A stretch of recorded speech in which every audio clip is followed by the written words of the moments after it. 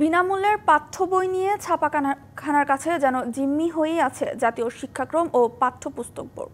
কোনোভাবেই ঠেকানো যাচ্ছে না মানহীন বই। গত বছরও বিতরণ করা হয় ৭৭টি প্রকাশনীর প্রায় ১৬ লাখ মানহীন বই। চিহ্নিত হয়েছে। এনসিটিবি বলছে, অনিয়ম করলেও তাদের কাছেই ছাপাতে হচ্ছে পাঠ্য বই।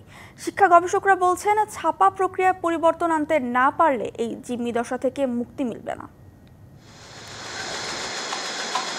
জুলাই গণ অভ্যুত্থানের পর গত বছর অনেকটা তড়িঘড়ি করেই ছাপাতে হয় বিনামূল্যের পাঠ্য বই। তাই জানুয়ারির শুরুতে তো নয়, নতুন বই হাতে পেতে লেগে গেছে আরও অন্তত ৪ মাস।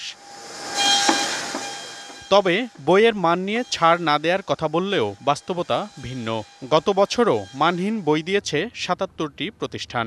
এর মধ্যে প্রাথমিকে ৪৮টি ছাপাখানা এবং মাধ্যমিকে ২৯টি ছাপাখানা দিয়েছে মানহীন বই। চিহ্নিত হওয়া মানহীন এমন বইয়ের সংখ্যা প্রায় ১৬ লাখ। ২৫ বছরের ওয়ারেন্টিযুক্ত দীর্ঘস্থায়ী দরজা প্রোটেক্টর, আধুনিক ও মজবুত দরজা। মানহীন বই দেয়া প্রকাশকদের এরই মধ্যে চিঠি দিয়েছে এনসিটিবি। নিয়ম না মানলে অর্থদণ্ড। যে সকল প্রেসের এগেনস্টে মানহীন বই দেওয়া হয়েছে তাদেরকে আমরা শোকজ করেছি। রিপ্লেস করার কথা বলা হয়েছে, ১৫ দিনের মধ্যে রিপ্লেস করবে। যদি রিপ্লেস না করতে পারে তাহলে তাদের যে অর্থ জমা আছে এনসিটিবিতে সেই অর্থটা কর্তন করে নেওয়া হবে। তার মানে এই পানিশমেন্টের আওতায় তাদেরকে আনা হবে।